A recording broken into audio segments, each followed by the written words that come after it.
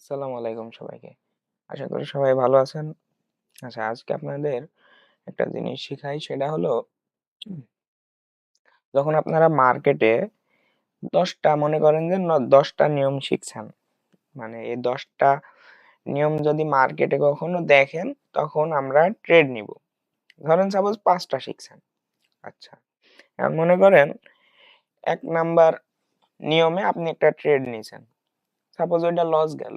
এখন পরবর্তীতে হয়তোবা আপনারা যখন কিনা মার্কেট আবার ২ নাম্বার কিংবা ৩ নাম্বার নিয়ম আপনি দেখতেছেন যে সামনে আসছে, তখন আপনি ওইটাতে কিন্তু এমটিজি ব্যবহার করবেন না।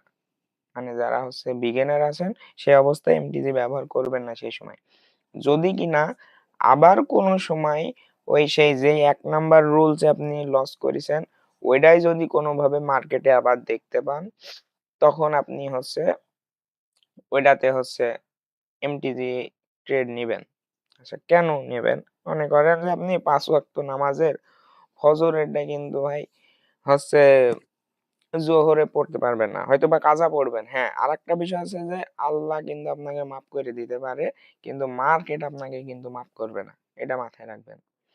তো সেক্ষেত্রে আপনারা ১ নাম্বার নিয়মে যদি লস করেন, চেষ্টা করবেন যে পরবর্তীতে আবার ওই ১ নাম্বার নিয়মই যদি মার্কেটে কখনো আসে, সেই ক্ষেত্রে আমরা হচ্ছে ট্রেড নিব। এখন বলতে পারেন যে ভাই ২ নাম্বার। কারণ আপনি একটা জিনিস দেখেন যে দিনের ভিতরে যদি আপনি ১০ টা ট্রেড ১০ টা নিয়মে নেন, আপনার কিন্তু ১০ বার ওই টাইপের ভুল হইতে পারে।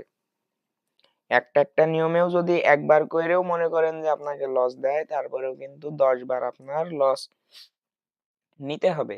কিন্তু আপনি যদি আসলে ট্রেডিংটা হচ্ছে মানে বাইনারি ট্রেডিংটা হচ্ছে আপনার ডিসিপ্লিন, যে যত বেশি ডিসিপ্লিন থাকবে, তার তত বেশি মনে করেন যে প্রফিট হবে। মনে করেন যে মানি ম্যানেজমেন্ট দিয়ে হোক কিংবা আপনার হচ্ছে মনে করেন যে সাইকোলজি কিংবা ক্যান্ডেলিস্টিক প্যাটার্ন, আপনি যাই শিখেন না কেন, আপনার ডিসিপ্লিনটা সবচাইতে বড়। কারণ আপনার হচ্ছে স্টপ লসও যেমন রাখতে হয়, প্রফিট প্রফিট মার্জিনও মনে করেন যে সেই প্রফিট মার্জিন হলে বের হয়ে আসতে হবে। এগুলা সবকিছু যখন মাথায় রাখবেন, তো চেষ্টা করবেন যে ১ নাম্বার রুলসে যদি লস হয়, তাহলে আবার যদি মার্কেটে কোনো সময় আপনি সেই অবস্থায় দেখেন যে ১ নাম্বারের রুলসে যা শিখছেন, সেইখানে আপনি এমটিজি ব্যবহার করবেন। কিন্তু দেখা যাচ্ছে যে আ আ একজন মেন্টর বলেছে যে এই ক্যান্ডেলের পরে হচ্ছে আপ হবে। আপনি আপ নিছেন, লস গেছে। পরবর্তীতে আরেকটা নিয়ম দেখছেন যে এই ক্যান্ডেলের পরে আপ হবে। আপনি আবার ওখানে এমটিজি নিছেন। ওইটা পরপর মনে করেন যে আপনার ওইভাবে লস হয়ে যাবে।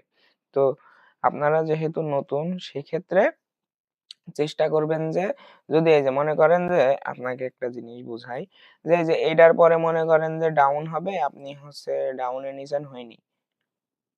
সাপোজ পরবর্তীতে দেখছেন আবার এই টাইপের ক্যান্ডেল, যেটা আপনি শিখছেন আরকি যে এর পরবর্তীতে ডাউন নিতে হবে। তখন আপনি আবার হচ্ছে $১ যদি লস হয়, পরবর্তীতে আপনি $২ এ নিতে পারেন। তখন আপনার প্রফিট হবে ইনশাআল্লাহ।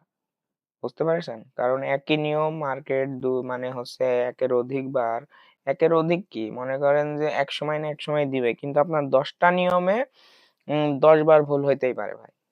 কিন্তু একটা নিয়মে আপনার কিন্তু ১০ বার ভুল কখনোই হবে না। আপনি যদি মনে করেন, যদি একটা পাগলকেও বসায় দেন যে একরকমটা করবে, তারপরেও কিন্তু মনে করেন যে